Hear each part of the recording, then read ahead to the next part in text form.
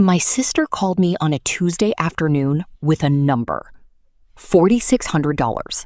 That was what she needed from me. Not for a medical emergency, not for rent, not for anything that actually mattered. For a party.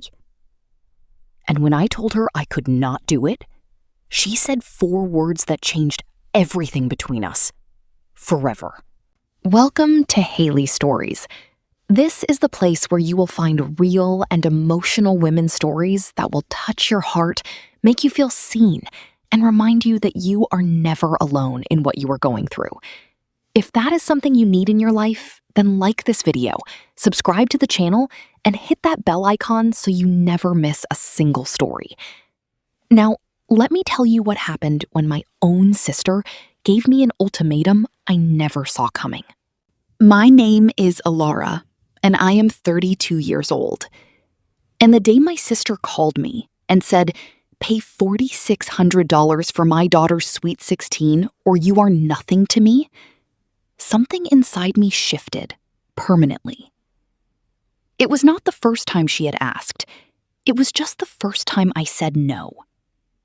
And when I did, I made one phone call that changed the entire shape of my family.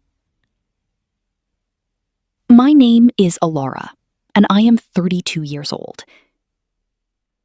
I grew up in a house where love was not really spoken out loud.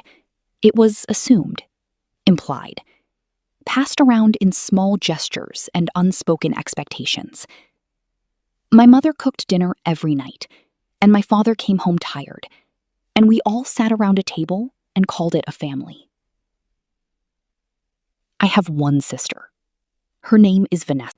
By the time I was 32, I had a stable job in healthcare administration, a small apartment I was genuinely proud of, and a savings account I had built carefully over years of disciplined choices. I was not wealthy, but I was steady, and steady had taken me a long time to build. Vanessa's life had gone a different direction. She had married young, had a daughter named Brianna, and spent most of her adult life making financial decisions that I will be generous and call optimistic. She lived in a bigger house than she could comfortably afford. She drove a car with payments that made me wince when she mentioned them. She took vacations on credit cards and talked about money the way people talk about weather, as something that just happens to you, something outside your control. I loved my sister. I want to be clear about that.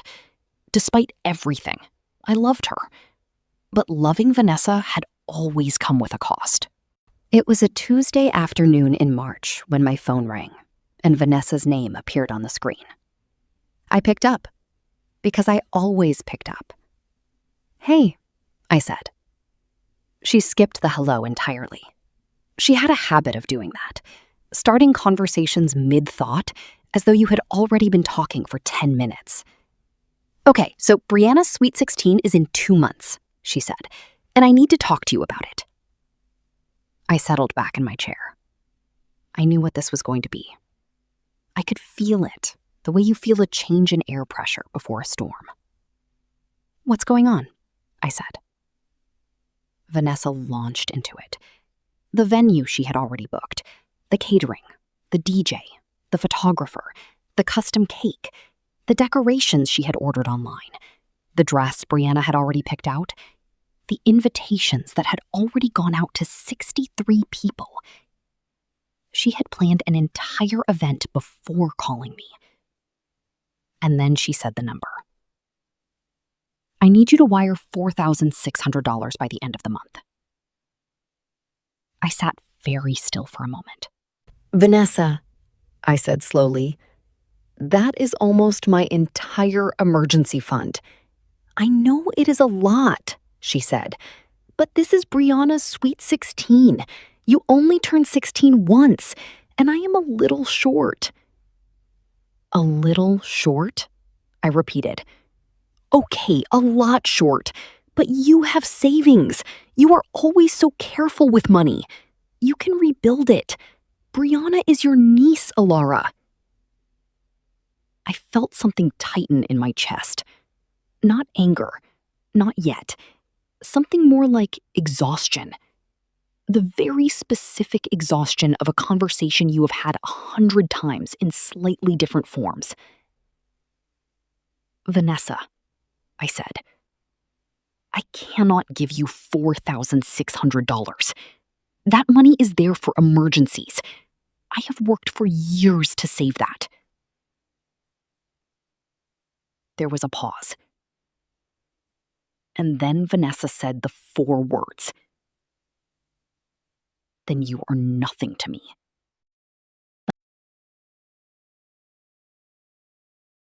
I want to tell you what those words felt like, because I think it matters. They did not feel like an explosion.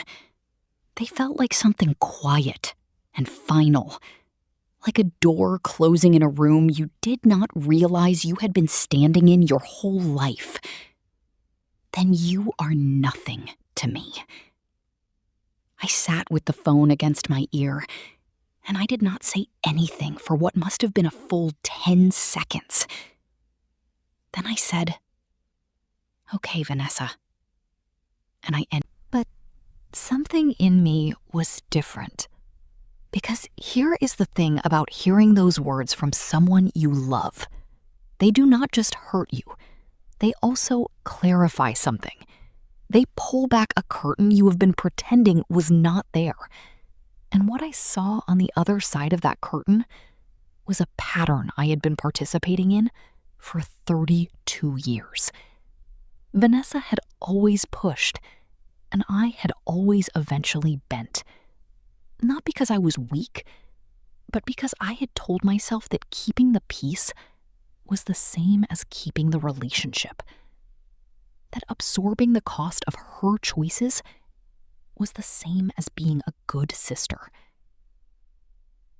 Sitting in my kitchen that Tuesday afternoon, I called my mother. Now, I need to explain something about my mother before I tell you what happened next. My mother is a woman who has spent her entire life trying to keep her family together. She's the kind of person who smooths things over, who finds the middle ground, who believes that if everyone just talks it out, everything can be resolved. She is also the only person in my family who has ever truly seen both sides of anything. I told her everything. The phone call, the $4,600, what Vanessa had said. I told her calmly and clearly, without crying and without exaggerating a single detail. My mother was quiet for a long time after I finished. Then she said, "How long has this been going on, Elara?" And that question opened something up, because the $4,600 was not the beginning. It was just the number that finally had a name.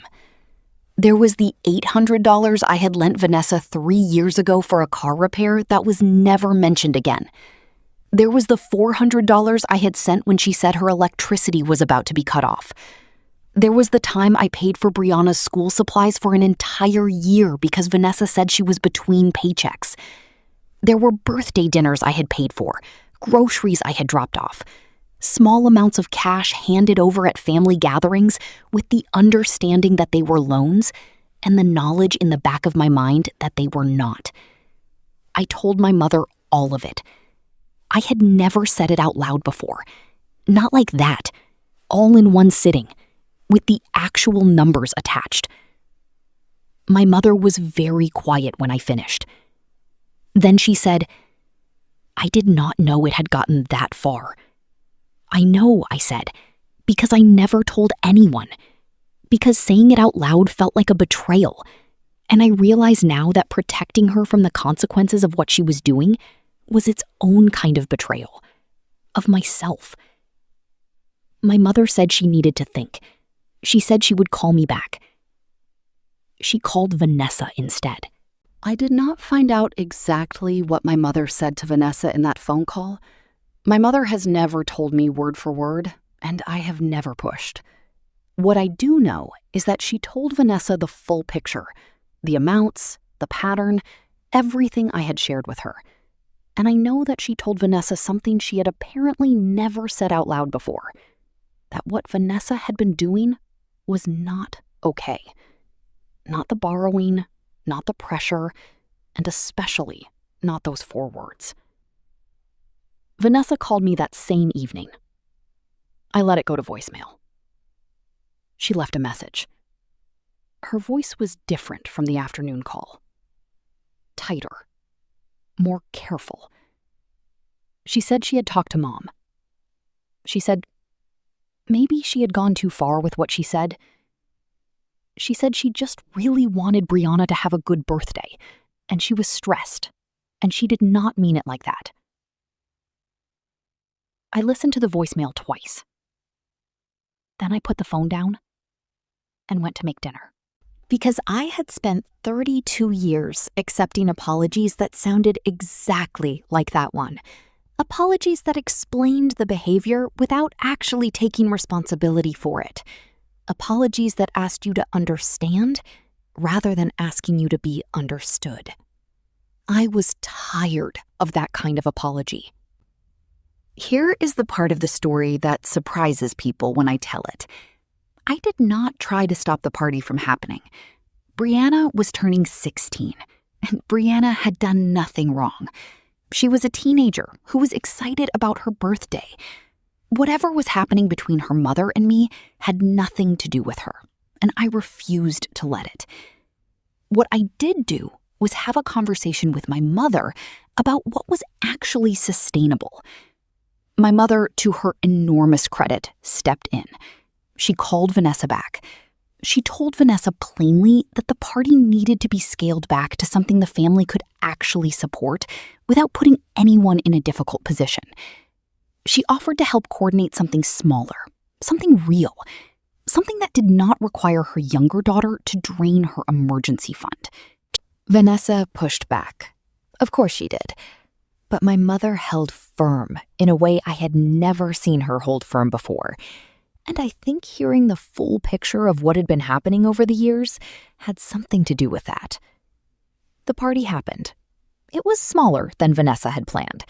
There was no fancy venue. There was a backyard, some decorations, a cake my mother baked herself, and about 20 of Brianna's closest friends. Brianna had a wonderful time. I went. I brought Brianna a gift I had chosen carefully. I hugged her and told her happy birthday and watched her laugh with her friends and felt genuinely glad she had that day. Vanessa and I barely spoke. After the party, Vanessa and I entered a period of silence that lasted nearly 3 months. It was not a dramatic silence. There was no big confrontation, no final argument. We simply stopped calling each other. Family group chats were navigated carefully. We both showed up to our mother's birthday dinner and were polite and surface level, and went home separately. I will not pretend that silence did not hurt. It did. Vanessa was my sister. We had shared a childhood. We had shared a bedroom for years. There were things about my life that only she understood, because she had been there for them. But the silence also gave me something I had not expected. Space. Space to figure out who I was in this family without constantly managing the emotional cost of Vanessa's choices. Space to notice how much lighter I felt when I was not bracing for the next request. Space to realize that what I had called loyalty for most of my life had actually been something closer to fear. Fear of being the one who said no. Fear of being the one who let the family down. Fear of being, in Vanessa's words, nothing. Sitting with that silence, I realized something important. I was not nothing without her approval. I was actually quite a lot. 3 months after the party, Vanessa called me on a Saturday morning. I almost did not pick up, but something made me answer. She did not start in the middle of a thought this time. She was quiet for a moment, after I said hello. And then she said, Can I come over?" I said yes. She arrived an hour later. She sat down at my kitchen table. She had brought nothing with her. No reason, no request, just herself. And she talked. Not the way she usually talked, not the fast, bright, surface-level talking that filled rooms and deflected questions. She talked slowly. She told me that after my mother's phone call, she had sat with everything for a long time. She told me that she had started seeing a financial counselor. She told me that she had not really understood until someone laid it all out in front of her how much pressure she had been putting on the people around her without realizing the cumulative weight of it. I do not know if you can understand what it felt like to hear her say that, she said. But I kept thinking about what you said, that you could not give me the money, and how calm you were about it, and how I responded to that. And I felt genuinely ashamed, Elara. Not embarrassed. Ashamed. I looked at her across my kitchen table. She was not performing. I know what performing looks like on Vanessa. This was not that. I said, "I know you love Brianna. I have never doubted that." She nodded. Her eyes were wet. I said, "But you cannot keep doing this, to yourself or to me. It is not sustainable and it is not fair. And I am not able to keep being the place you land when the plans fall apart." "I know," she said. "I know that now." After Vanessa left, I sat at my kitchen table for a long time. I thought about what I wanted. Not what was expected of me, not what would keep the peace. What I actually wanted. And what I wanted was my sister back. The real one. Not the one who called with numbers. The one who used to stay up late with me watching terrible movies. The one who showed up to my apartment with soup when I had the flu, even though she lived 40 minutes away. The one who knew things about me that nobody else on earth knew, because she had been there. I wanted that sister. But I wanted her on different terms. Not terms where I was the safety net. Not terms where my steadiness was treated as a resource to be drawn from.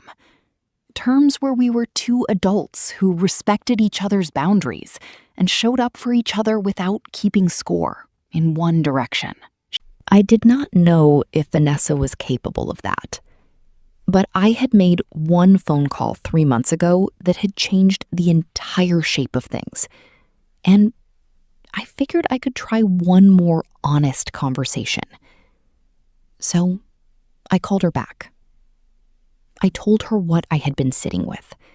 I told her what I needed from our relationship going forward. I told her clearly and without anger that I loved her and I wanted her in my life, but that I could not go back to the way things had been. She listened all the way through. She did not interrupt once. And at the end, she said, "I do not want to go back to that either. I want to be honest with you about where things stand, because I think you deserve the real ending and not the clean one. Vanessa and I are still figuring it out. There are good weeks and harder weeks. There are moments when old patterns try to creep back in, and I have to be the one to name them. There are moments when Vanessa catches herself and changes course in a way that genuinely surprises me. She is still seeing her financial counselor. She has started making different choices, smaller ones mostly, but consistent. She told me last month that she had opened a savings account for the first time since her 20s.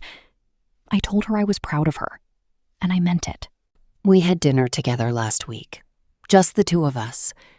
We talked about our mother and about childhood memories and about a television show we had both been watching separately without knowing it. We laughed a few times. Real laughter, not the kind that fills silence. It was not everything, but it was real. Brianna turned 17 last month. I sent her a card and a gift card to her favorite bookstore.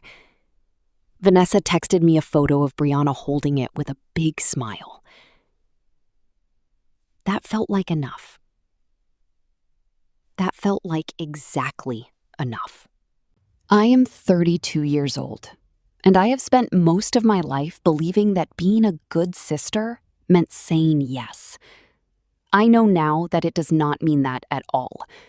Being a good sister means being honest, even when honesty is uncomfortable. It means holding your own ground so that the relationship is built on something real. It means making the phone call you are afraid to make, because the alternative is continuing to disappear quietly into someone else's story. I made one phone call that Tuesday afternoon to my mother. And that call did not destroy my family. It did the opposite. It started a conversation that should have happened years earlier. It brought things into the light that had been living in the dark for too long. You are nothing to me. Those were the words that started this, and I will not pretend they do not still sit somewhere in the back of my mind. They do. Words like that leave a mark. But I also know this. My worth has never been something Vanessa had the power to give or take. I know that now with a certainty I did not have before all of this happened. I built my life. I built my savings. I built my steadiness. Nobody handed that to me, and nobody can take it from me either. My name is Elara. I am 32 years old, and I chose myself. That is my story. I used to think saying no meant losing someone. I know now that it can also mean finding them again, on better ground. And it can mean finding yourself. Thank you for listening. This is Haely Stories. We will see you in the next one.